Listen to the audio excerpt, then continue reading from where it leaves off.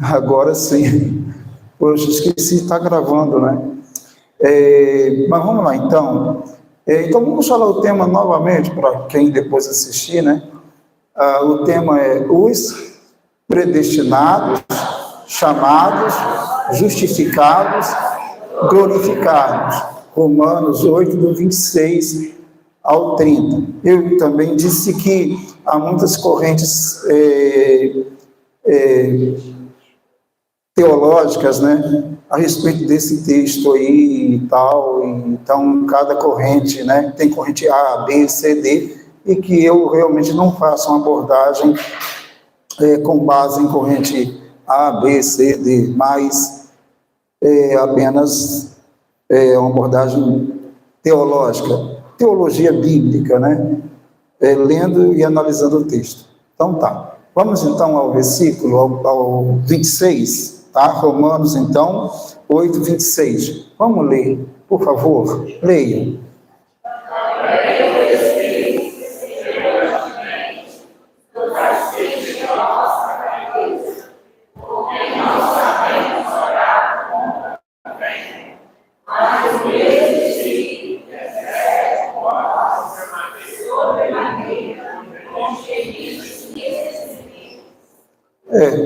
O texto é a intercessão, né, do Espírito Santo. Aí começa falando. Também o Espírito, semelhantemente, nos assiste em nossa o quê? Fraqueza. Fraqueza, né? Paulo se inclui. Não sabemos orar como convém. Então você não sabe e eu não sei. Eu dependo, nós dependemos do Espírito Santo para orarmos, pelo menos corretamente. Certinho, gente? E tem gente que ele realiza. É simples assim. Mas o mesmo Espírito faz o quê? Intercede por nós sobremaneira, de uma forma fora de série, fora do normal, com gemidos inexprimíveis, coisa que não tem nem como falar, nem como dizer, tá? Gemidos. Então, há gemidos do Espírito Santo em nós, produzidos em nós, e ele faz isso, né, conduzindo-nos à oração. Isso é fantástico, fora de série. Vamos lá, verso 27. E aquele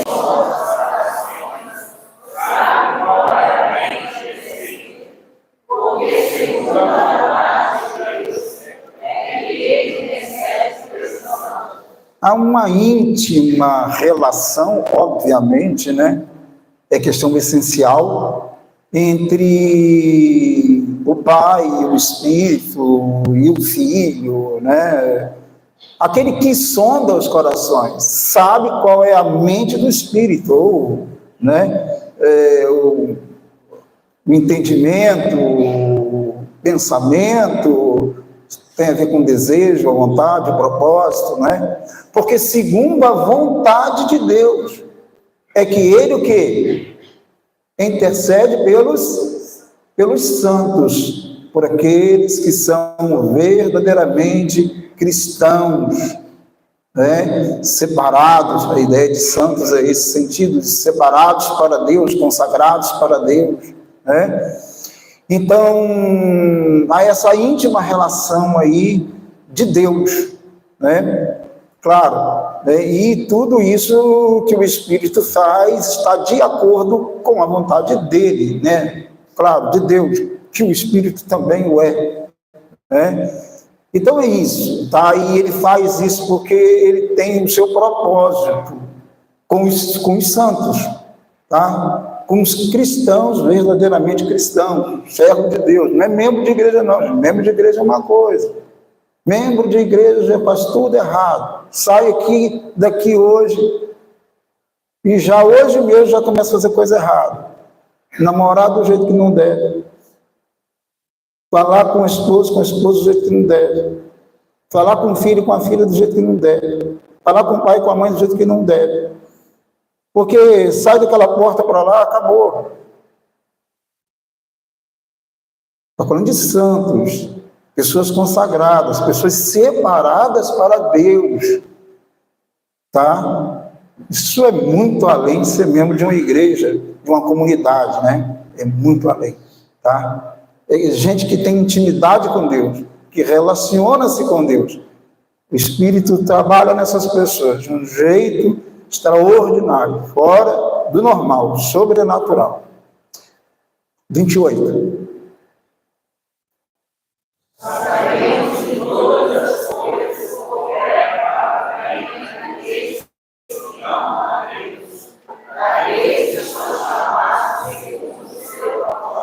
Tem duas coisas que estão interligadas. Os que amam e são chamados. Os que são chamados e os que amam. Elas estão interligadas. Intimamente ligadas. Porque, olha, sabemos que todas as coisas cooperam para o bem daqueles que amam a Deus. Amam a Deus, que são os santos. E também são os chamados. Tá? Então, olha bem, que amam a Deus, daqueles que são o quê? Chamados segundo o seu propósito, segundo o seu plano. Porque Deus tem um plano, tá? É um plano de salvação antes da fundação do mundo. Lá em Efésios, capítulo 1, verso 4, lá 5, fala sobre isso. Então, quer dizer, sabemos que todas as coisas cooperam para o bem daqueles que o quê? Que amam a Deus. Que amam a Deus, os santos, os chamados. Tá? Porque Deus tem um plano, tem um propósito. Certo, gente? Deus tem um propósito com todo aquele que é separado por Ele. Tem um plano. Tá? É isso. Vamos lá ao 29. Tá vendo? Tá rapidinho esse negócio, né? Vamos ao 29. Leiam, por favor.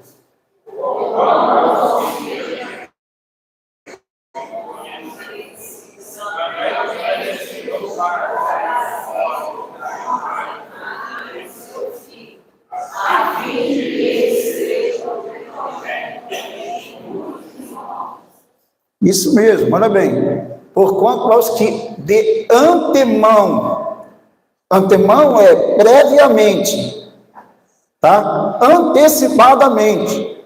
Então vamos lá. Porquanto aos que de antemão, previamente, antecipadamente conheceu. Mas como Deus conheceu?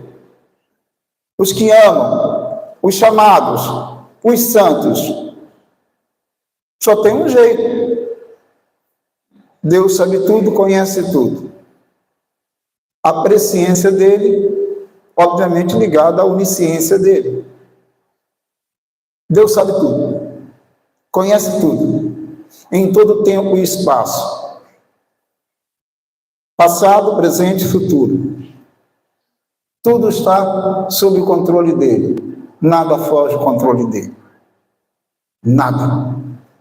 Então, porquanto aos que de antemão, ou seja, previamente, conheceu porque ele sabe tudo, conhece tudo, tá?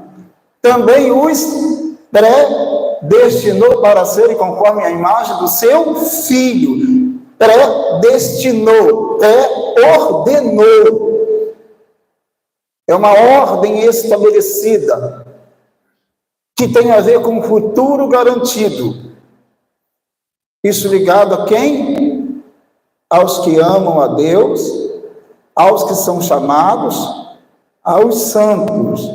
Também os predestinou, pré-ordenou para serem o quê?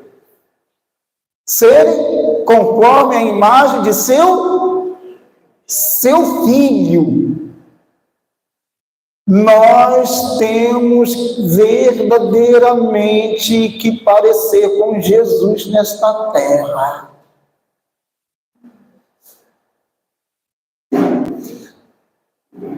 Eu sei que tem um hino que diz assim, que o nosso alvo é o céu. Não tem um hino assim? O nosso alvo é o céu. O nosso alvo é chegar no padrão, no modelo de Cristo Jesus. Chegaremos ao céu. Mas o nosso alvo aqui é cada vez a imagem de Cristo refletir verdadeiramente e efetivamente em nós, em tudo aquilo que a gente faz. Nosso jeito de andar, nosso jeito de falar, nossos sentimentos, emoções e tudo mais deve parecer com Cristo. Isso tem a ver com comportamento honesto, um comportamento de fidelidade a Deus, tá? Um comportamento de verdade, tá? Não hipócrita, mas de verdade, sincero. Andar por aqui é a imagem de seu Filho em nós. Ele nos predestinou, pré-ordenou para sermos exatamente isso, ligado ao seu Filho, na maneira de pertencimento ao Filho, como herdeiro de Deus, parecidos com o Filho dele, a imagem do Filho dele. As pessoas têm que olhar para você e têm que ver Jesus em você.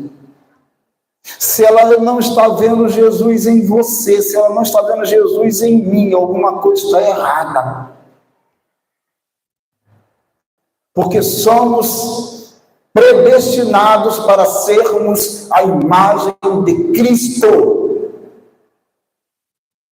Nas nossas relações humanas com Deus, obviamente, em nossas relações humanas, no nosso trato, no nosso comportamento.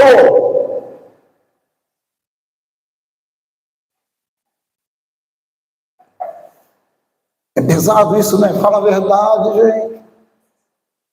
Você está na sua casa, você tem que parecer com Cristo ali, junto com a sua esposa, com o seu esposo, tem que parecer com Cristo junto do seu filho, sua filha, tem que parecer com Cristo junto do teu pai e tua mãe.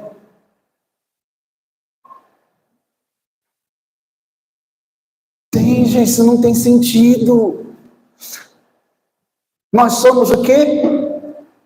O que diz a Bíblia? Paulo também diz em outro texto, nós somos embaixadores de Cristo. Isso significa que nós somos representantes dele aqui. Quando compramos, quando vendemos, quando relacionamos em todas as áreas, em todas as circunstâncias.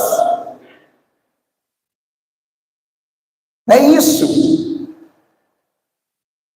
Somos representantes dele, a imagem dele. É muito estranho quando alguém chega e fala assim, não olha para mim não, olha para Cristo. É muito estranho. É muito estranho. Um crente, quando o outro chega observando os defeitos, né? Aí a pessoa fala assim, não olha para fulano não olha para mim também não, olha para Cristo. O dia que eu não tiver condições de falar para as pessoas olharem para mim, para ver Cristo em mim, eu prefiro deixar esse mundo. Vou repetir, não importa o que os hipócritas disseram a meu respeito. Não importa as calúnias que fizeram a meu respeito. Não importa nada que dizem sobre mim. O dia que eu, Ronaldo, não tiver condições de dizer para as pessoas, olhem para mim, para ver Cristo em mim, eu prefiro deixar esta terra. Falo diante do meu Deus.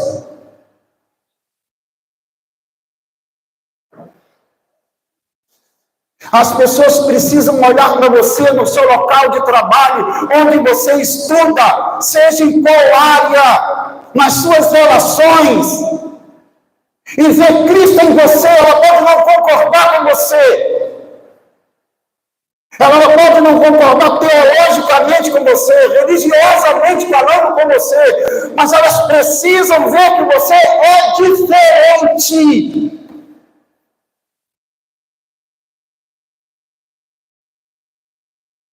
É isso, é sério, é pesado, mas é isso que a gente tem que ser e deve ser. Então, é isso que diz, né? A fim de que ele seja o quê? O primogênito entre muitos irmãos. Assuma, primogênito, a ideia de primeiro, né? Jesus, a Bíblia diz em outro texto que ele foi o primeiro, né? A primícias dos que dormem, o primeiro, no caso, a ressurgir, ressuscitar, e realmente, no plano permanente, como homem que ressuscitou e que recebeu um corpo glorificado, ele foi o primeiro primogênito. Nós devemos segui-lo nesse processo, porque um dia a igreja será, claro, ressuscitada, receberá os que estiverem mortos, obviamente, e aqueles que estiverem vivos serão transformados, receberão corpos incorruptíveis e imortais, serão possuídos pela imortalidade. Nunca mais haverá morte, nunca mais haverá dor, nunca mais haverá uma simples dor de cabeça, porque nós seremos glorificados. Amém? Vamos terminar agora, por fazer o favor, com o 30, o último verso. Leiam, fazer o favor.